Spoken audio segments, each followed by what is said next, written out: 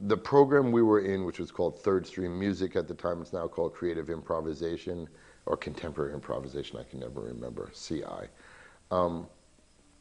believed in looking at all music in the world. Basically, what happened was once I got to conservatory, I went from listening to nothing but rock and roll to listening to everything in the world. Anything was fair game, and if it had a trumpet in it, it was even better. So I was listening to everything and studying everything and playing everything in school, out of school. I have my degree in Afro-American music performance and blah. And they would do theme concerts. And the theme concert, it's either 79, 80, or 81. It's got to be in that 3-year period. I'm going to go on a limb and say 1980, but whatever. Was Jewish music.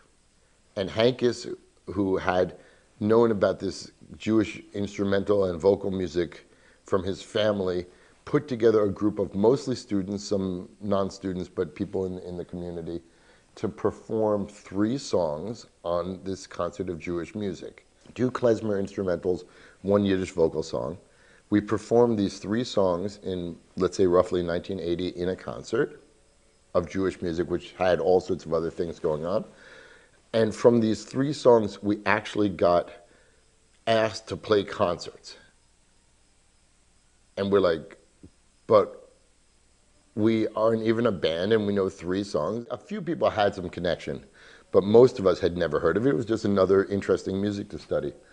And that group of people who played in that concert, so you have a gig, so you have to learn a repertoire, you need a name of a band. And so the name, the Klezmer Conservatory Band, got given to that group of people who had played those 3 songs in that concert.